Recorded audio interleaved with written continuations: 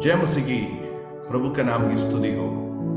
आज का ये नया दिन के लिए प्रभु को धन्यवाद देते हैं। आज का मनन के लिए हम लोग योना का किताब पहला अध्याय को चुना है। योना परमेश्वर का एक भविष्यवक्ता था, परमेश्वर का सेवकाई करने वाला, प्रभु का संदेश को दूसरों के पास पहुंचाने का बड़ा जिम्मेवारी पाया व्यक्ति था। उस पुस्तक के शुरुआत में योना एक लापरवाह व्यक्ति बनने के बारे हम पढ़ते हैं। कभी कभी लोग लापरवाह बन जाते हैं, अपना जिम्मेवारी को भूल जाते हैं और वो प्रभु का बातों को छोड़कर अपना इच्छा के अनुसार चलते हैं। आलसीपन, लापरवाहीपन, इस सब के लिए योना एक उदाहरण है। परमेश्वर ने योना से कहा तो निनवे जाना। निनवे अशूर देश का राजधानी था। वहां पे जाना आसान बात नहीं है। उनके विरुद्ध में भविष्यवाणी करना भी मुश्किल बात है। प्रभु ने उनको बड़ा जिम्मेवारी दिया था। ये जिम्मेवारी पूरा करना आसान बात नहीं था, क्योंकि वहां का लोग दुष्ट लोग थे। वहां जाके प्रचार करना उनके लिए बहुत बड़ी मुश्किल बात था। वो डर गया है, डर के मारे वो जाना नहीं चाहा है और इसलिए उन्होंने निनवे जाने के जगह में तर्शीश जाने के लिए निर्णय लिया है। तर्शीश जाने वाला एक जहाज को उन्होंने पाया है, भाड़ा देकर उस पर उन्होंने चढ़ गया है कि उनके साथ हो और यहोवा के सन्मुख से तर्शीश को जब चले जाने के लिए निर्णय लिया है। और योना जहाज का निचले भाग में उतरकर सो गया था, गहरी नींद में पड़ा हुआ था।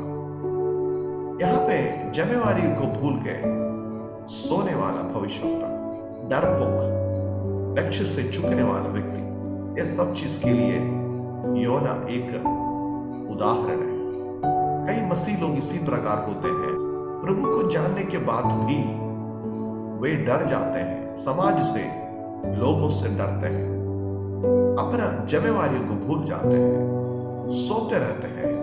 लापरवाहीपन, आलसीपन से जिंदगी बिताने वाला कई लोग हैं। जब इस जहाज में यात्रा कर रहा था, उस समय परमेश्वर ने समुद्र में एक प्रचंड आंधी चलाई, जहां तक कि जहाज टूटने पर था।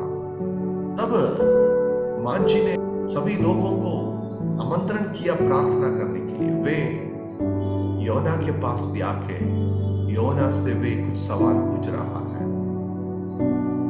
आलसीपन में जीवन बिताने वाले, लापरवाहीपन में जीवन बिताने वाले लोगों को देखकर, उसी प्रकार का मसीह लोगों को देखकर दुनिया का लोग कुछ सवाल पूछते हैं। वो सवाल क्या क्या है हम देखेंगे। सबसे पहला सवाल उन्होंने पूछा है कि तू भारी नींद में पड़ा हुआ क्या करता है? तू क्यों आलसी है? और उठ, अपने देवता की दुहाई दे।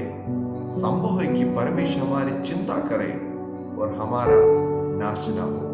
नाश से बचाने के लिए चुना हुआ लोग हैं, परमेश्वर का लोग हैं। नष्ट होने से दूसरों को बचाना है। इसलिए वे उठ के प्रार्थना करने का समय है, बीचवाई करने का समय है, लेकिन भारी नींद में पड़ा हुआ परिस्थिति में है। संसार के लोग हमें देखकर बुलाते हैं, आप क्यों सो रहे हैं? तो भारी नींद में पड़ा हुआ क्या करते हैं? ये सवाल आज हमसे और आपसे परमेश्वर पूछते हैं। दूसरा सवाल वे पूछा है, पहला अध्याय का 8वीं आयत में हम देखते हैं, उन्होंने पूछा, हमें बता कि किसके कारण ये विपत्ति हम पर पड़ी है।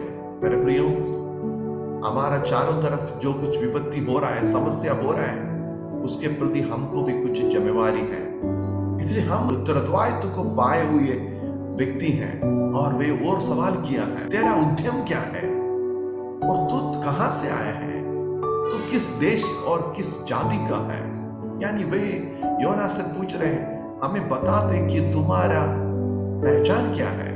योना को जब लोगों ने सवाल किया, योना ने सही जवाब दिया है। वो बताया, उसने उससे कहा, मैं इब्री हूं, स्वर्ग का परमेश्वर यहोवा जिससे जल स्थल दोनों को बनाया है, उसी का भाई मानता हूं। वो अपने पहचान को लोगों के सामने प्रस्तुत किया। कई मसीह लोग वो मसीह है करके दूसरों के सामने बोलने के लिए शर्माते हैं। बाइबल अपने हाथ में लेकर दूसरों के सामने खड़ा होना मुश्किल है, लेकिन यहाँ पे लोगों ने जब सवाल किया वो अपना पहचान को छिपा के नहीं रखा है। योना का जवाब उनको सुनकर उन्होंने बताया, तूने क्या किया है? ये सारे विपत्ति का कारण योना है। आज्ञा को उल्लंघन करने के द्वारा आंधी तूफान आया, बहुत बड़ा सामग्री अभी पानी में डालना पड़ा, सब यात्रीगण समस्या में पड़ा है। और आखिरी सवाल वो पूछा है, हम तेरे साथ क्या करें जिससे समुद्र शांत हो जाए? उसने उनसे कहा, मुझे उठाकर समुद्र में फेंक दो, तब समुद्र शांत पड़ जाएगा, क्योंकि मैं जानता हूं कि ये भारी आंधी तुम्हारे ऊपर मेरे ही कारण आई है। मेरे प्रियो, डरपोक, लापरवाहीपन और जिम्मेवारियों को भूल जाना, आलसीपन हमारा जीवन में आएगा तो हम भी योना के जैसे दूसरों के जीवन में बड़ा विपत्ति का कारण बन जाएंगे। लोग हमें सवाल करेंगे, ये सोने का समय नहीं है, ये उठ के प्रार्थना करने का समय है, ये हमारा पहचान को प्रकट करने का समय है, ये हमारा गलतियों को मानने का समय है। योना ने अपना गलतियों को मान लिया। आखिरी में जब वे उनकी आदेश के अनुसार उठाकर योना को समुद्र में फेंक दिया, तब सारे विपत्ति शांत हो चुके हैं। आज हम अपने आप को परखें। ये समय है कि उठ के प्रार्थना करने का।